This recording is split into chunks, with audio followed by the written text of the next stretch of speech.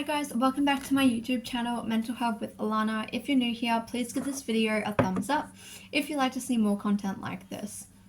Just letting you know, I have a business called Care Boxes by Alana where I create sensory boxes for your mental health. I have quite a few options to check out if you're interested in buying one. I ship internationally and nationally. Also, if you'd like to check out my Instagram is here. I post quite frequently on there and post updates and things like that. So if you want to go check out my Instagram and follow, that would mean a lot to me.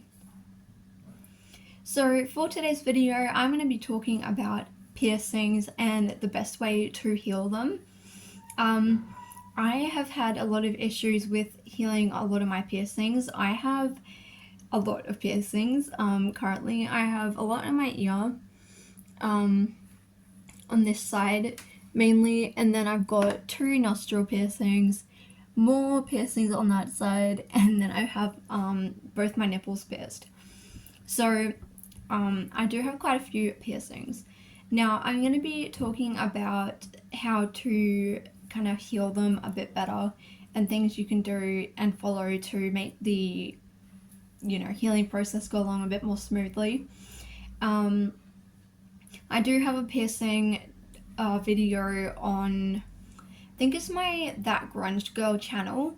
If you want me to make a piercing, update piercing tour for this channel, I can.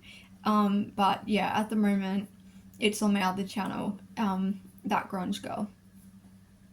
So the first thing that I would say is that when you go to get a piercing, I want to start off with this because this is really important.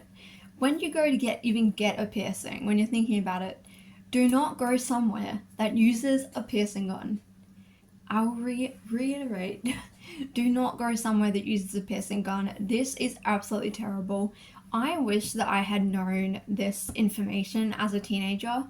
As a teenager, I had 3 lobe piercings and they were all done with guns, just at a random chemist. And I had no idea that you shouldn't use them because they were available, so I thought that's what you do. And I don't think we had any specific piercing shops at that point in time when I got these done. Where I lived, there weren't piercing shops around. So I didn't know any different, and I didn't know that it's better to get done with a needle. Even if you're getting a lobe piercing, you should get it done with a needle. Don't go for a gun. A gun causes trauma to your ear because it's pushing a blunt earring forcefully through your ear. And it's just, they can't clean the guns properly, so they're not being cleaned. The earrings that they use to go on there, because the gun forces it on there so hard, those earrings are impossible to get off. I would have to go back to the place, or go eventually when piercing shops opened up, I'd have to go to piercing shops and get them to rip the earring literally out of my ear because it was stuck on that badly because of the gun. So yeah, number 1, do not use a gun. Go to a reputable piercing place that does it with a needle. You might have to pay a bit more, but it's worth it, because if you're gonna have a piercing for a long amount of time, then it's kind of investing into it. The second thing that I always recommend, because this can cause problems with healing, is to get your piercing pierced with titanium. Get titanium jewelry. Titanium jewelry is the best quality. It's the highest quality. It doesn't tarnish. It will last you for years. Even if you have some sort of metal allergen, titanium will not give you allergic reactions. So for me, majority of my piercings are all titanium because my body doesn't react well to other metals. Even gold, I can't use gold either, pure gold. My piercings get infected and they get all sore and swollen and terrible. And while I've got titanium in, they're totally fine. There's no problem. It's just when I've put in other metals, then it gets bad.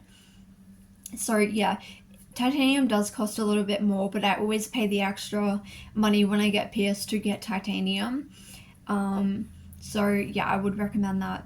The third thing that is pretty obvious, but I will mention anyway, is to make sure that you're cleaning your piercing from the beginning, for the amount of time that they've told you. So if they've told you to clean it for like 6 to 8 weeks, then do that. Personally, for me, where I go to get pierced, I get this piercing aftercare mist. It's Neomed or something.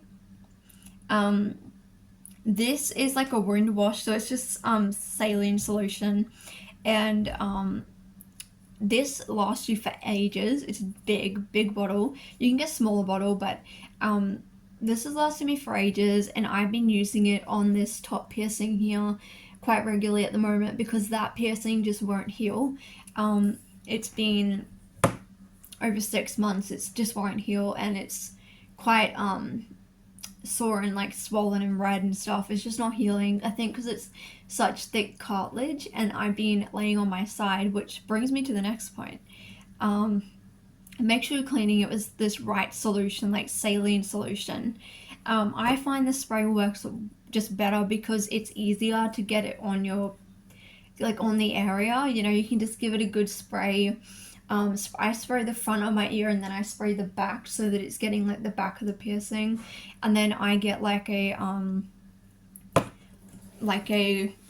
don't know what those things are called, those cotton things, and then I just like earbud, and then I just clean around the piercing just quickly to make sure that there's nothing, like no build up and stuff, or nothing gross around it. I just do that, and yeah, I use this. But yeah, at the moment I'm using it on this piercing up here, even though it actually is quite an old piercing because it's just not healing, and I don't really want to take it out, so I've been using that spray to try to like get it to calm down a bit. The next thing is try not to sleep on your side. This is most likely why this piercing is not healing. It has titanium in it. It got done with a needle, like everything like that, but I think it's because I've been sleeping on my side. I do sleep on my back most of the time, but like at the moment I've been kind of like lazy and sleeping on my side, and it does cause irritation to your piercings. A way around this is to get an airplane pillow, like one of those pillows that are like curved, and then you can put your ear like in the middle of the pillow. I need to get one of them so that I can actually sleep without it being irritated. Because the piercing was fine until I started sleeping on my side. So that's basically what's caused the irritation. So if you're gonna sleep, like if you're a side sleeper and you want to get piercings, you can still get piercings. Just get one of those pillows. They honestly will work great. And then you can sleep however you want, and you can get both sides of your ears done, and it won't be an issue because you'll have that gap in the middle of the pillow. So yeah. The other thing that's important is to make sure that you don't downsize your jewelry until the piercer has told you you can. Do not change the jewelry. Do not downsize to a smaller gauge or a bar unless it's been the healing time and your piercing isn't irritated. Like if it's been like the amount of time that the piercer's told you to wait and your piercing is still irritated and not healed, do not touch it. Like don't change it. Leave it for longer. Because I find with me, it says like maybe like a thick cartilage piercing might take up to 6 months to a year to heal. Generally, my piercings will take longer than that. Like on average, mine always take longer. My body does not heal piercings very well, and I have so many. So for me, I do not change it at all. Like I will leave that jewelry in for a really long time before I change it because I have to make sure that my ear's healed. Some people it heals so quick. My nose piercings healed super fast. Didn't have an issue with that.